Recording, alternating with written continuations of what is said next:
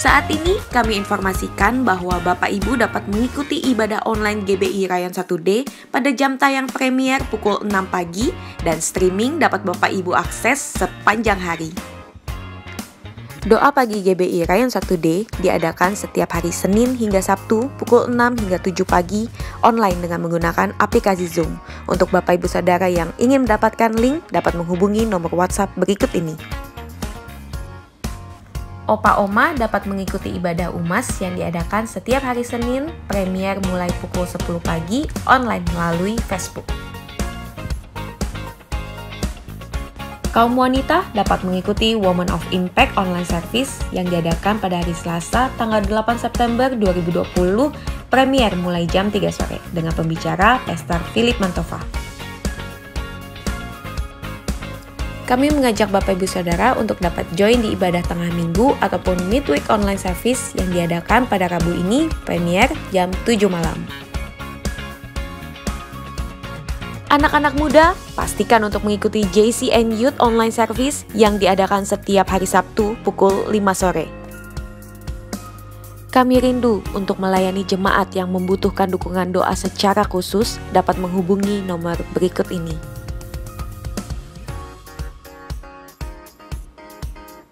Bagi jemaat yang rindu untuk memberikan persembahan dan perpuluhan dapat melalui rekening berikut ini.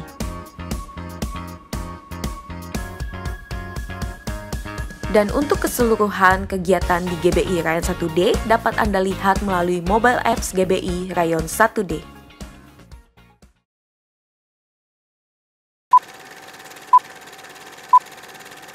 Kristen Tomat, obat kumat. Hari Minggu saya nggak pernah absen untuk datang ke gereja. Hari Senin sampai hari Sabtu ini kumat. Awalnya sedikit bro dosisnya. Karena terus-terusan otomatis dosis semakin hari semakin bertambah.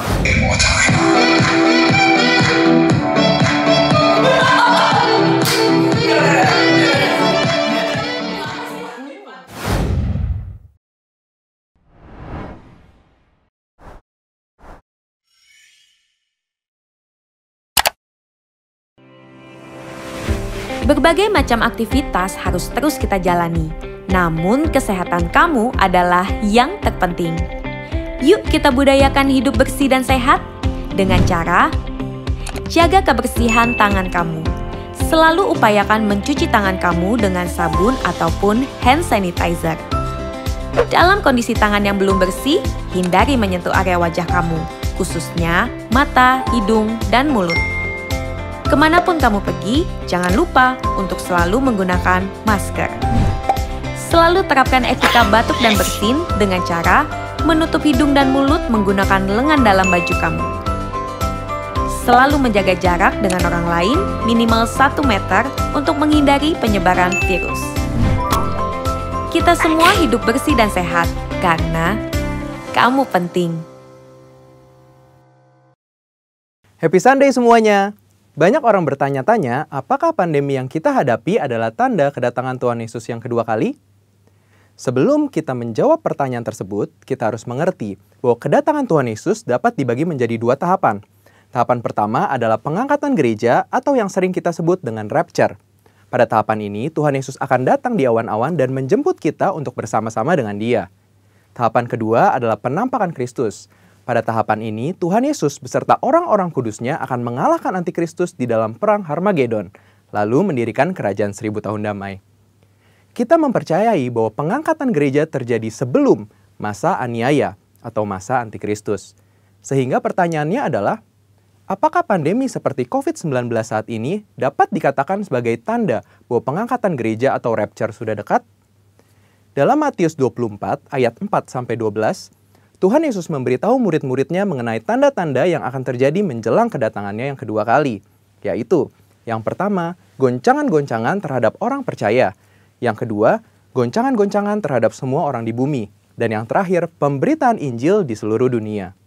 Nah, yang perlu kita perhatikan adalah pada Lukas 21 ayat yang ke-11, Tuhan Yesus memberikan tanda-tanda yang dapat dirasakan oleh semua orang. Dan akan terjadi gempa bumi yang dahsyat. Di berbagai tempat akan ada penyakit sampar dan kelaparan, dan akan terjadi juga tanda-tanda yang mengejutkan dan tanda-tanda yang dahsyat dari langit. Tanda-tanda yang Tuhan ungkapkan adalah kejadian yang harus terjadi. Karena itu adalah bagian dari rencananya. Dan tanda-tanda ini akan terjadi berulang-ulang di dalam sejarah manusia sebelum kedatangan Tuhan Yesus. Kita telah melihat banyak goncangan terjadi terhadap orang percaya. Banyak orang Kristen dianiaya karena percaya kepada Tuhan Yesus. Goncangan-goncangan juga terjadi kepada semua orang di bumi, seperti bencana alam, krisis ekonomi, bahkan merebaknya sakit penyakit. Efek dari goncangan-goncangan ini adalah meluasnya pemberitaan Injil, karena orang semakin mencari Tuhan di tengah penderitaan. Dan goncangan juga mendorong kita untuk segera melakukan apa yang Tuhan perintahkan, khususnya amanat agung. Dari pengertian ini, dapat kita simpulkan bahwa pandemi dapat dikatakan sebagai bagian dari tanda-tanda kedatangan Tuhan Yesus yang kedua kali. Saudara, yang perlu diingat adalah kita tidak dapat mengatakan bahwa setelah pandemi ini Tuhan Yesus pasti akan langsung datang. Tetapi kita juga tidak bisa berkata bahwa sesudah pandemi ini Tuhan Yesus pasti tidak akan datang. Karena Tuhan Yesus jelas mengajar bahwa orang percaya tidak dapat menghitung atau menduga kapan waktu kedatangannya. Tidak ada yang tahu. Tetapi kita diminta untuk mempersiapkan diri menyambut kedatangannya.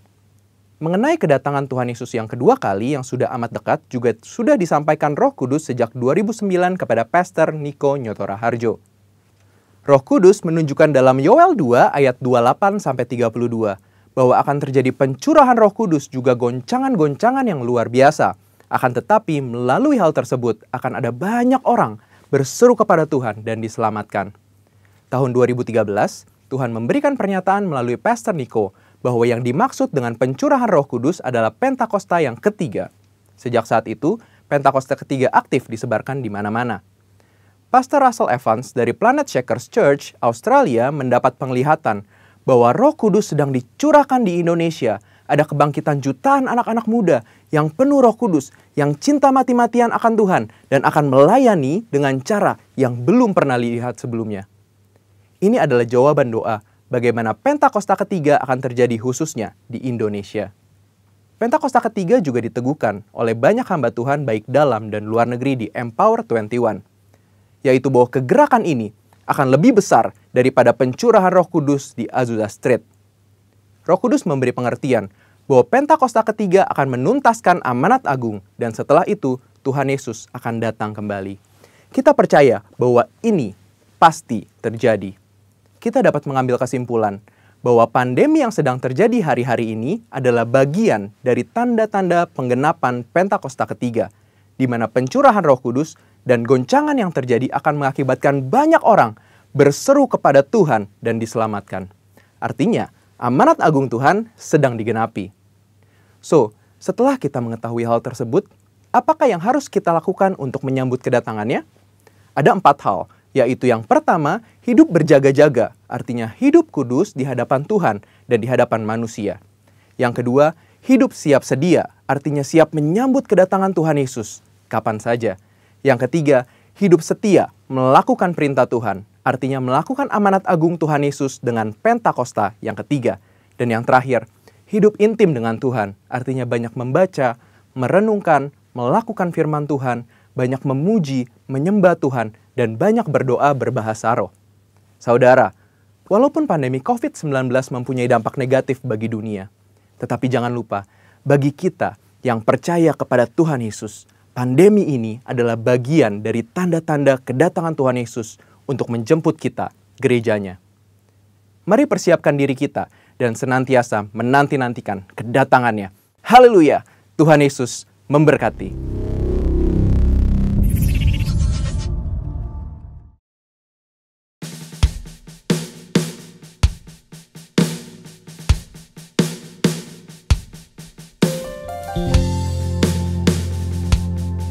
Engkau yang tahu ya Tuhan setiap keberadaan kami hari-hari ini. Saat ini ya Abah, kami bawa setiap penyembahan kami di hadapan-Mu. Kami bawa pengharapan kami di hadapan-Mu ya Tuhan. Mata kami hanya tertuju pada Tuhan Yesus, melebihi segala-galanya ya Abah. Thank you Lord. Ajakku untuk selalu menyembahmu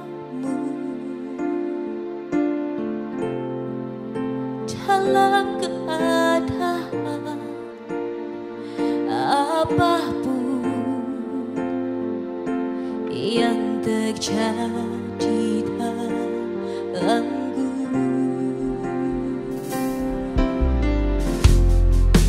Ajakku untuk tetap beriman teguh,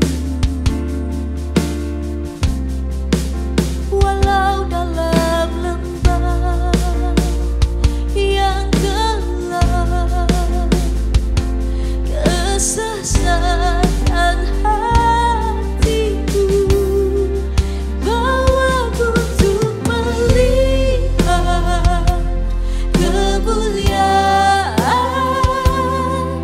di balik salibku, berserah sepenuhnya dan percaya padamu sampai di akhir hayat hidupku. Ku kan selalu setia menyenangkan hatimu hingga kemuliaan-Mu nyata dalamku. Ajak setiap kami Tuhan untuk menyembah-Mu dalam keadaan apapun hidup kami. Thank you Lord. Ajakku untuk selalu menyembah-Mu dalam keadaan apapun yang terjadi dalamku.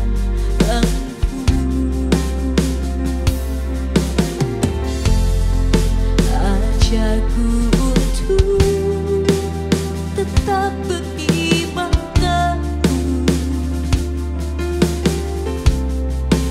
walau dalam lembah yang gelap, kesesatan hatiku bawaku untuk melihat kemuliaan di balik salibmu, berserah sepenuhnya dan percaya padamu sampai di akhir hayat hidupku. Ku kan selalu setia menyenangkan hatimu hingga kemuliaan-Mu nyata dalamku.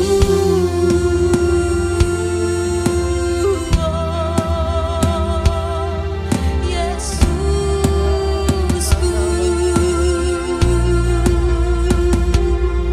walau sekalipun kami belum melihat ya Tuhan, walau sekalipun kami belum mendapatkan jawaban ya Abah, tapi yang kami tahu, yang kami percaya, kami punya Tuhan Yesus, dan itu lebih dari cukup buat hidup kami ya Tuhan. Engkau satu-satunya jaminan dalam hidup kami ya Abah. Kami belajar berserah ya Tuhan, berserah dalam hadirat-Mu ya Abah.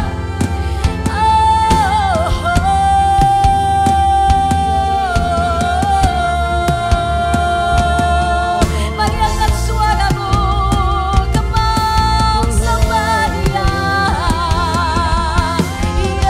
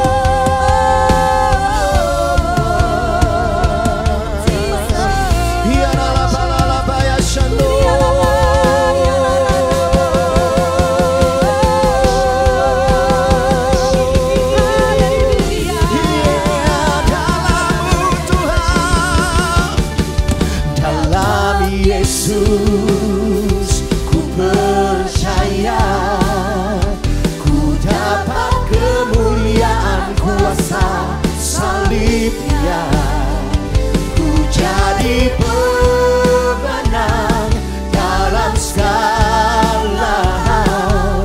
Kekuatanku, pengharapanku dalam Yesus.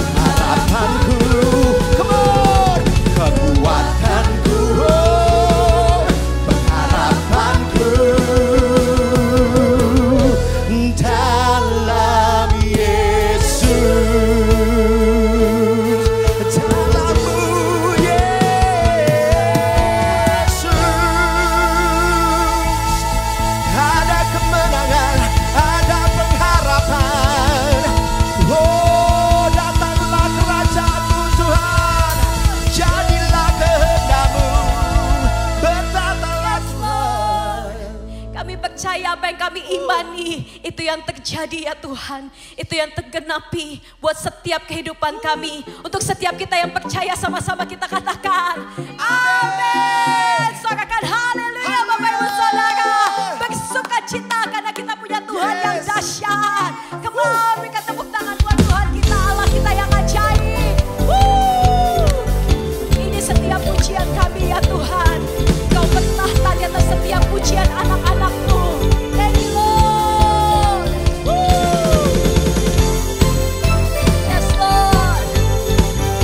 Setiap iman anak-anak-Mu ya Tuhan, Kau pelukis cakrawala ini, memilih kehidupan setiap kami. Pelukis cakrawala, merangkai jagat raya, pencipta alam semesta, pemilik kehidupan yang sanggup menyelamatkan jalan-jalan kebenaran. Boleh sambil angkat tanganmu tinggi, come on. Kami rindukan kuasa lawatan-Mu, kebangkitan pasti terjadi. Datanglah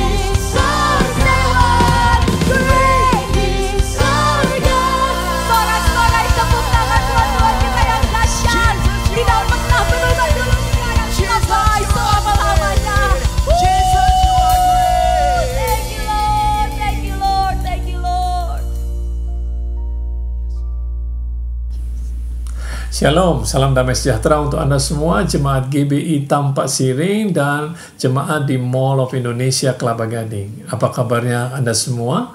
Harapan saya tentu Anda semua dalam keadaan sehat dan tetap bersemangat meskipun dalam keadaan seperti ini. Dan saya percaya kalian semua dalam perlindungan tangan Tuhan yang kuat. Perkenalkan, nama saya Jeffrey Rahmat dari Jakarta Praise Community Church atau yang lebih dikenal dengan sebutan JPCC. Saya juga ingin mengungkapkan rasa hormat dan ucapan terima kasih saya kepada teman saya, Bapak Pendeta Kiki Haryadi, dan semua tim kepemimpinan yang ada di sana, yang sudah mempercayakan kepada saya untuk memberitakan firman Tuhan kepada Anda semua hari ini, meskipun dengan cara online saja. Hari ini pembacaan firman Tuhan akan saya ambil dari kitab Matius pasal yang ke-7 ayat yang ke-24 sampai ayat yang ke-29. Yesus katakan seperti ini, "Setiap orang yang mendengarkan perkataanku ini dan melakukannya, ia sama dengan orang yang bijaksana yang mendirikan rumahnya di atas batu. Kemudian turunlah hujan dan datanglah banjir, lalu angin melanda rumah itu, tetapi rumah itu tidak rubuh sebab didirikan di atas batu. Tetapi setiap orang yang mendengarkan perkataanku ini dan tidak melakukannya, ia sama dengan orang yang bodoh yang mendirikan rumahnya di atas pasir.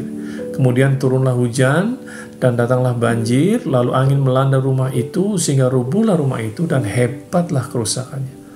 Dan setelah Yesus mengakhiri perkataan ini, takjublah orang banyak itu mendengar pengajarannya, sebab ia mengajar mereka sebagai orang yang berkuasa, tidak seperti ahli-ahli Taurat mereka. Saya senang dengan pengajaran Yesus karena dia sering menggunakan perumpamaan, sehingga hal yang sukar menjadi mudah untuk dimengerti. Tidak heran kalau orang-orang yang mendengarkan dia pada saat itu menjadi takjub kepada pengajarannya. Dan salah satu perumpamaan yang sangat menolong saya dalam mengarungi kehidupan adalah perumpamaan tentang dua macam dasar ini.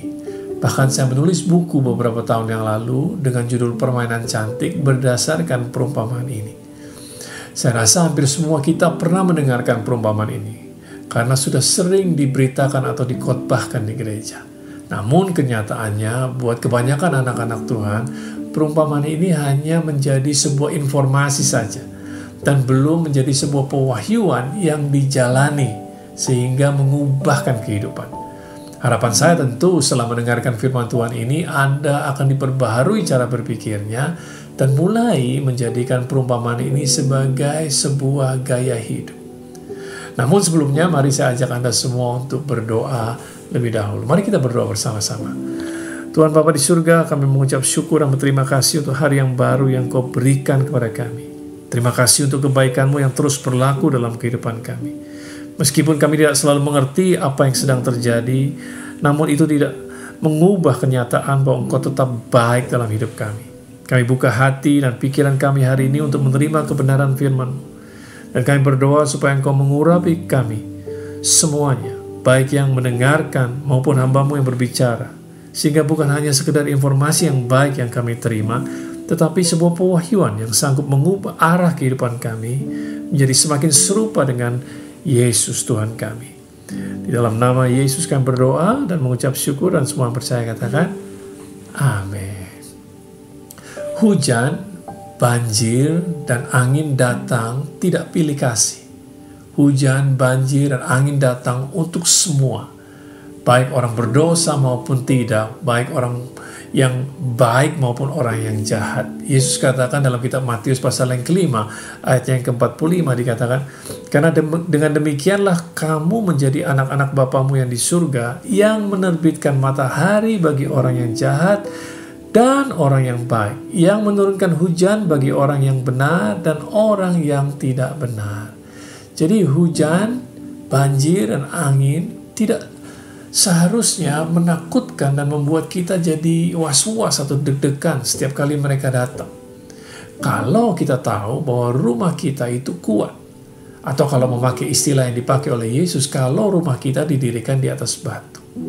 Namun sebaliknya, memang kita pantas untuk was-was atau deg-degan setiap kali hujan turun, kemudian ada banjir lagi, dan angin yang keras yang melanda kalau rumah kita didirikan di atas pasir.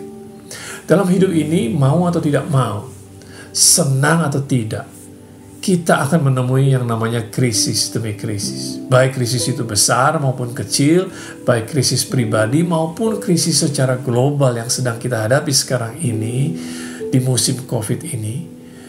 Yang namanya krisis seringkali datang dengan tiba-tiba tanpa peringatan. Namun kalau kita tahu bahwa kita mempunyai dasar kehidupan yang kuat, maka kita tidak perlu panik, tidak perlu khawatir, dan tidak perlu takut sebetulnya. Dasar dari sebuah rumah itu tidak kelihatan, tetapi itulah yang harus lebih dahulu dibangun, itulah yang penting untuk dibangun. Setiap pelatih olahraga mengerti bahwa teknik dasar itu sangat penting dan harus benar dilakukan untuk seorang atlet dapat mencapai prestasi yang tinggi. Juga harus terus dilakukan meskipun dia sudah menjadi seorang juara. Dan membangun dasar itu lama. Itu sebabnya mungkin Anda pernah lewat suatu proyek yang sedang dibangun dan yang Anda lihat hanya bedeng yang menutupi daerah tersebut. Tidak tahu apa yang sedang dikerjakan. Dan ini bisa berlangsung cukup lama. Namun begitu fondasinya selesai, maka pembangunan ke atas akan menjadi lebih cepat. Mungkin setelah beberapa waktu lamanya Anda tidak lewat daerah tersebut, kemudian Anda kaget pada saat lewat melihat beberapa lantai sudah mulai terbangun di situ. Dasar atau fondasi menentukan juga ketinggian. Semakin tinggi gedungnya, semakin kuat dasar yang harus dibangun. Sayangnya dalam kehidupan banyak orang yang mau dipromosi, mau berhasil, mau mencapai posisi yang lebih tinggi, tetapi tidak mau membangun dasar yang kokoh lebih dahulu. Maunya langsung tampil, maunya langsung berhasil, maunya langsung bisa mengerjakan proyek yang besar, bisa dikenal, maunya langsung potong kompas. Dan mungkin saja ada dari antara mereka yang berhasil. Sampai krisis datang. Memang kalau tidak ada hujan, banjir, dan angin, semua bangunan akan aman-aman saja. Kalau tidak ada krisis, maka semua akan aman-aman saja. Tetapi seperti yang Yesus sudah katakan, akan ada hujan, kemudian banjir, dan angin yang melanda. Artinya krisis itu pasti datang dengan tiba-tiba. Dan ia datang untuk menguji apa yang sudah kita bangun. Pada saat itulah, semua yang membangun di atas dasar yang kokoh akan mendapat rewardnya, akan mendapatkan balasannya. Sebab mungkin selama ini mereka direndahkan atau mereka dilecehkan oleh yang membangun di atas pasir. Ngapain susah-susah? Ngapain bikin fondasi begitu mahal? Makan waktu saja, kan lama buat fondasi. Lihat, kamu bangun rumahmu lebih dulu, tapi sekarang rumahku jadi duluan. Mereka yang mempunyai dasar yang kokoh akan berbahagia sebab bangunan mereka tidak tumbang di saat krisis. Bahkan mendapatkan kemenangan atau keberuntungan di saat kesulitan melanda. Hujan, banjir, dan angin menguji kekuatan rumah. Demikian juga krisis datang atau kesulitan datang untuk menguji kekuatan kita. Amsal pasal yang ke-24 ayatnya ke-10 katakan, jika engkau tawar hati pada masa kesesakan, kecillah kekuatanmu. Saya ulangi sekali lagi. Jika engkau tawar hati pada masa kesesakan, kecillah kekuatanmu. Jadi masa kesesakan menguji kekuatan kita sebenarnya. Dasar dalam kehidupan berbicara mengenai beberapa hal. Dan ada 3 hal yang akan saya bahas hari ini. Yang pertama adalah soal iman. Iman adalah dasar dari kehidupan orang yang percaya. Pastikan hidup Anda berdasarkan iman kepada Yesus Kristus. Dalam kitab Yudas pasal yang pertama ayat yang ke-20 dikatakan, akan tetapi kamu saudara-saudaraku yang kekasih, bangunlah dirimu sendiri di atas dasar imanmu yang paling suci, dan berdoalah dalam Roh Kudus. Ibrani 11 ayat yang pertama katakan, iman adalah dasar dari segala sesuatu yang kita harapkan dan bukti dari segala sesuatu yang tidak kita lihat. Kemudian Roma pasal yang ke-10 ayat 17 katakan, jadi iman timbul dari pendengaran dan pendengaran oleh firman Kristus. Kemudian Yakobus pasal yang kedua ayat yang ke-20 sampai 22 katakan, Hai manusia yang bebal, maukah engkau mengakui sekarang bahwa iman tanpa perbuatan ialah iman yang kosong? Bukankah Abraham bapa kita dibenarkan karena perbuatan-perbuatannya ketika ia mempersembahkan Ishak anaknya di atas mezbah? Kamu lihat bahwa iman bekerja sama dengan perbuatan-perbuatan, dan oleh perbuatan-perbuatan itu iman menjadi sempurna. Jadi penting sekali untuk membangun dasar iman yang kuat. Bukan hanya sekedar senang mendengarkan khotbah seperti yang dikatakan oleh Pastor Victor Varknimela dari Belanda minggu lalu kepada Anda semua. Tetapi senanglah dalam membaca dan melakukan firman Tuhan, sehingga imanmu itu menjadi sempurna, dikatakan, menjadi komplit, menjadi kuat, kokoh. Yakobus 1 ayat 22-25 katakan, tetapi hendaklah kamu menjadi pelaku firman dan bukan hanya pendengar saja. Sebab jika tidak demikian, kamu menipu diri sendiri. Sebab jika seorang hanya mendengar firman saja dan tidak melakukannya, ia adalah seumpama orang yang sedang mengamat-ngamati mukanya yang sebenarnya di depan cermin. Baru saja ia memandang dirinya, ia sudah pergi dan ia segera lupa bagaimana rupanya. Tetapi barang siapa meneliti hukum yang sempurna, yaitu hukum yang memerdekakan orang, bicara soal firman Tuhan tentunya, dan ia bertekun di dalamnya, jadi bukan hanya mendengar untuk melupakannya, tetapi sungguh-sungguh melakukannya, perhatikan, ia akan berbahagia oleh perbuatannya. Nah, berikut ini beberapa hal praktis yang dapat Anda lakukan supaya mempunyai iman yang kuat dalam keseharian Anda. Yang pertama tentunya dimulai dari mendengarkan atau membaca firman Tuhan. Punyailah kebiasaan untuk membaca firman Tuhan setiap hari. Yang kedua, mencatat. Biasakan untuk mencatat apabila sedang mendengarkan sebuah khotbah seperti hari ini. Biasakan untuk mencatat. Karena dengan mencatat, membantu kita untuk menjadi lebih ingat lagi, dan kita dapat mempelajari kembali apa yang kita dengar. Bayangkan kalau tidak ada yang mencatat apa yang dialami oleh para pahlawan iman di zaman dulu. Tidak ada yang mencatat apa yang dikatakan Tuhan melalui para nabi. Tidak ada yang mencatat perbuatan mujizat yang Yesus lakukan dan pengajaran-pengajaran yang dikatakan oleh Yesus. Maka kita tidak mempunyai Alkitab kita sekarang. Dan saya tidak dapat membayangkan bagaimana hidup kita tanpa firman Tuhan yang tertulis. Jadi biasakan untuk mencatat, dan baiknya dengan online service ini Anda bisa pause bentar, ambil catatan saudara, rewind kembali dan mendengarkan saya kembali sambil mencatat. Yang ketiga, mempraktekkan. Pada saat kita mempraktekkan, maka kita mempunyai pengertian yang lebih dalam. Anda bisa belajar semua teori tentang berenang, tetapi sampai Anda terjun ke kolam renang, Anda tidak dapat berenang dengan sesungguhnya. Saya senang yang namanya praktikum di masa sekolah dulu, sebab praktikum membuat teori yang susah menjadi mudah dan bisa dimengerti. Kalau kita sudah mengerti, maka sulit untuk dapat melupakan, karena sudah terdaftar dalam memori kita atau long term memory kita. Ingat, praktek bukan cuma sekali, tetapi terus menerus sehingga ini menjadi gaya hidup. Yang berikutnya, yang keempat, kemudian kita harus mengajarkan kepada orang lain. Bagikan apa yang Anda dapatkan dari firman Tuhan dan pengalaman Anda bersama dengan Tuhan. Bagikan itu kepada orang lain. Sebab kalau kita sudah mengajar atau bisa berbagi kepada orang lain, berarti kita sudah mulai menguasai hal tersebut.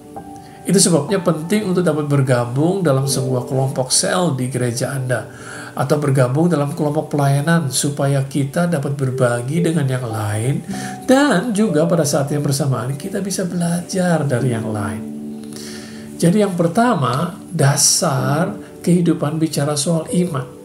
Nah, yang kedua, dasar juga berbicara mengenai prinsip kehidupan yang kita pegang. Sebagai orang yang percaya, sudah seharusnya ya prinsip kebenaran lah yang kita pegang berdasarkan firman Tuhan. Apa sih itu prinsip? Prinsip adalah kebenaran fundamental yang dipercayai seseorang yang mengatur perilaku dan mendasari pengambilan keputusan. Saya ulangi sekali lagi. Prinsip adalah kebenaran fundamental yang dipercayai seseorang yang mengatur perilaku orang tersebut dan mendasari pengambilan keputusan. Prinsip menjelaskan bagaimana sesuatu bekerja atau mengapa sesuatu terjadi. Kalau prinsip yang dipegang salah, maka keputusan yang diambil pun salah. Dan ingat, keputusan-keputusan yang kita ambil menentukan bagaimana hidup kita sekarang dan hidup kita yang akan datang. Sama seperti ada hukum universal yang mengatur dunia ini. Ada prinsip dasar yang mengatur kehidupan dan hubungan kita. Anda boleh tidak percaya kepada gravitasi bumi, tapi kenyataannya Anda tunduk pada hukum gravitasi. Alkitab kita penuh dengan prinsip-prinsip yang dapat membantu kita dalam mengambil keputusan dan bertingkah laku. Itu sebabnya kita perlu belajar untuk membaca dan mempelajarinya. Ya, kita perlu untuk membaca, mempelajarinya, sehingga kita dapat mengambil keputusan dengan benar.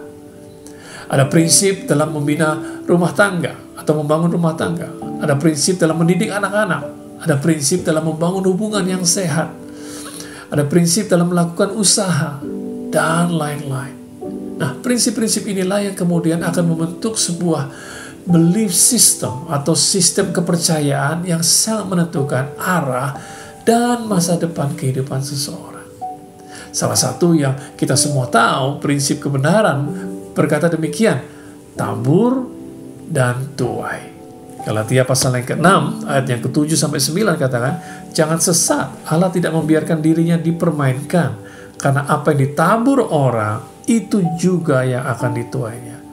Sebab barang siapa menabur dalam dagingnya, ia akan menuai kebinasaan dari dagingnya. Tetapi barang siapa menabur dalam roh, ia akan menuai hidup yang kekal dari roh itu. Jadi kalau kita tidak senang dengan apa yang kita tuai dalam hidup ini, jangan marah dulu. Jangan sibuk cari kambing hitam, apalagi marah sama Tuhan. Tetapi cek lebih dahulu apa yang selama ini kita tabur. Kalau kita menabur yang jahat, maka kita akan menuai yang jahat. Kalau kita menabur yang baik, maka kita akan menuai yang baik. Kalau kita menabur banyak, maka kita akan menuai banyak. Kalau kita tidak menabur sama sekali, jangan harap kita menuai apa-apa. Dan kita akan terus menuai hal yang sama kalau kita tidak merubah apa yang kita tabur. Perumpamaan dua macam dasar ini juga mengajarkan bahwa mencegah lebih baik daripada mengobati. Mencegah juga lebih murah sebetulnya daripada mengobati. Mencegah lebih menyenangkan daripada mengobati. Banyak yang sudah paham tentang ini, tetapi sayangnya tidak banyak orang yang melakukannya dalam kehidupan sehari-hari. Contoh yang praktis saja dalam pernikahan umpamanya. Nah, kita semua tahu, terlebih lagi Anda semua yang sudah menikah, kita semua tahu, dan yang belum menikah, coba dengarkan baik-baik. Kita semua tahu bahwa pernikahan itu susah. Kalau tidak susah, tidak banyak pasangan yang kemudian bercerai. Tetapi pada saat mau dipersiapkan, tidak banyak pasangan-pasangan yang bersedia untuk dipersiapkan pernikahan mereka. Yang mereka sibuk persiapkan atau yang mereka persiapkan dengan matang adalah pestanya yang cuma berlangsung sehari. Pestanya dipersiapkan, bahkan dipersiapkan jauh sebelumnya, sampai 1 tahun sebelumnya, bahkan sampai sewa dan bayar wedding organizer untuk membantu mereka mempersiapkan pesta. Tetapi pernikahannya baru dimulai atau baru berlangsung setelah pestanya selesai. Dan tidak ada jaminan kalau pestanya hebat, pestanya luar biasa, maka pernikahannya akan menjadi luar biasa juga. Banyak pasangan yang mau menikah malas dan tidak mau mengambil waktu untuk belajar dan mempersiapkan pernikahan mereka dengan berbagai macam alasan. Nah, pada saat mereka menikah dan segera bertemu dengan kesulitan demi kesulitan, maka banyak yang mulai kebingungan. Dan apa yang terjadi? Mereka mulai minta waktu untuk counseling. Bahkan tidak sedikit pula yang kemudian tumbang pernikahannya karena tidak mempunyai dasar yang kuat. Dengarkan Amsal pasal yang ke-24 ayat yang ketiga dan keempat. Saya ambil dalam bahasa Indonesia sehari-hari. Terjemahannya berkata demikian. Rumah tangga dibangun dengan hikmat dan pengertian.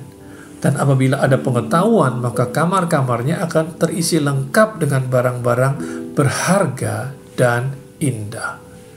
Nah, rumah tangga tidak dapat dibangun hanya dengan bermodalkan cinta saja. Diperlukan hikmat, kata firman Tuhan, pengertian dan pengetahuan. Dan perhatikan, hikmat, pengertian, dan pengetahuan, semuanya itu tidak datang secara otomatis. Pengetahuan tidak datang karena kita menjadi tua. Bahkan menjadi tua itu sebenarnya otomatis. Tetapi untuk mempunyai pengetahuan, kita harus belajar. Hosea pasal yang keempat, ayat yang ke-6, firman Tuhan katakan, umatku binasa karena tidak mengenal Allah. Karena engkaulah yang menolak pengenalan itu. Maka aku menolak engkau menjadi imamku. Dan karena engkau melupakan pengajaran Allahmu, maka aku juga akan melupakan anak-anakmu. Wow. Dalam bahasa Inggris, terjemahan ini dikatakan dengan lebih jelas. Saya ambil dalam terjemahan New King James Version, dikatakan, my people are destroyed for lack of knowledge, because you have rejected knowledge. Dikatakan, umat Tuhan binasa karena kurang pengetahuan. Tidak dikatakan karena kurang berdoa atau kurang beribadah, tetapi karena kurang pengetahuan. Perhatikan, dikatakan penyebabnya bukan karena pengetahuan tidak tersedia, tetapi karena mereka menolak pengetahuan. Apalagi di zaman seperti sekarang ini, di mana pengetahuan begitu mudahnya didapatkan. Jangan sampai umat Tuhan tidak mau mempergunakan kesempatan untuk terus belajar, memperoleh pengetahuan yang benar, terutama tentang pernikahan.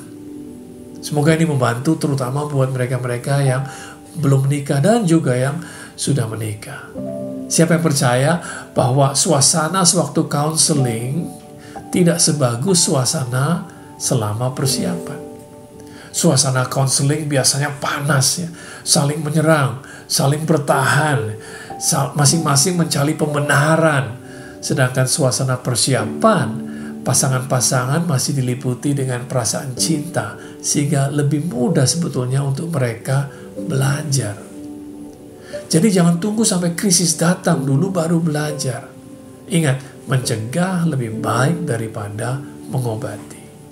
Nah, dasar yang ketiga selain iman dan prinsip kehidupan adalah dasar yang paling penting. Ya, saya taruh di nomor 3, di terakhir karena ini yang paling penting. Yaitu kehidupan yang dibangun di atas batu karang. Dasar batu karang yang teguh, yaitu Yesus sendiri. Dengarkan 1 Korintus 3 ayat 10-11.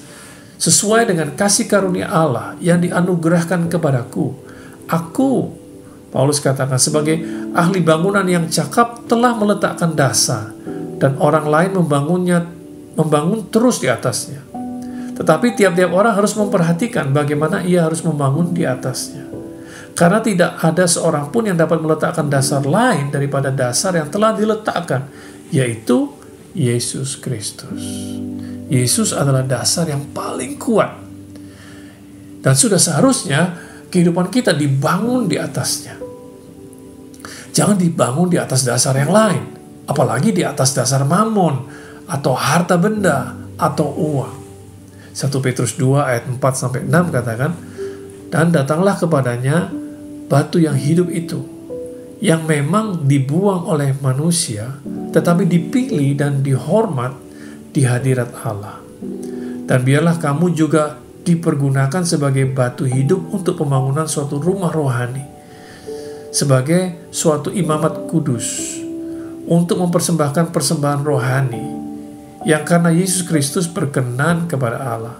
Sebab ada tertulis dalam kitab suci, sesungguhnya aku meletakkan di Sion sebuah batu yang terpilih, sebuah batu penjuru yang mahal, ya, dan siapa yang percaya kepadanya tidak akan dipermalukan. Wow, janji yang luar biasa. Siapa yang percaya kepada Yesus tidak akan dipermalukan. Yesus merupakan dasar yang paling mahal, yang lebih berharga daripada mamon. Yesus sanggup untuk menahan semua bangunan yang kemudian didirikan di atasnya. Dialah batu karang yang teguh.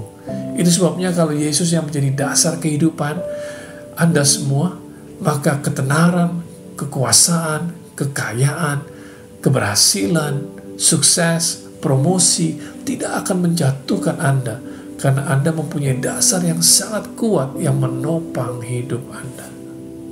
Nah, itulah ketiga dasar yang seharusnya menjadi perhatian kita dan merupakan dasar kehidupan buat kita.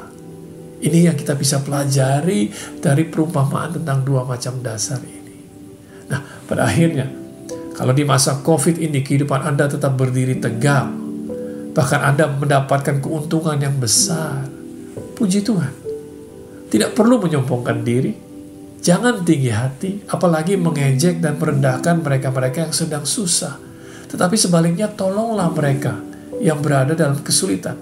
Dan jangan lupa, bagikan kebenaran yang Anda pegang selama ini, sehingga banyak orang dapat mengenal kebenaran. Banyak orang dapat mengenal Yesus yang menjadi dasar kehidupan saudara, dan berubah hidupnya. Nah, kalau sebaliknya di masa COVID ini Anda tidak dapat bertahan, bangunanmu rubuh, maka mintalah pertolongan kepada Tuhan.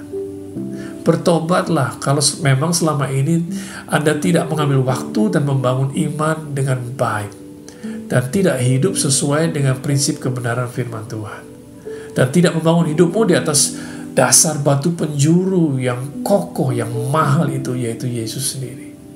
Akuilah dosa dan kesalahanmu. Jadikan Yesus sebagai dasar hidupmu mulai dari hari ini, sehingga engkau mengalami kemurahan Tuhan. Dan mulailah untuk menata kembali hidupmu dengan benar, sehingga di masa yang akan datang, kalau hujan datang lagi, banjir dan angin melanda, maka engkau tidak lagi jatuh, apalagi rubuh, dan nama Tuhan bisa dipermuliakan atas hidupmu.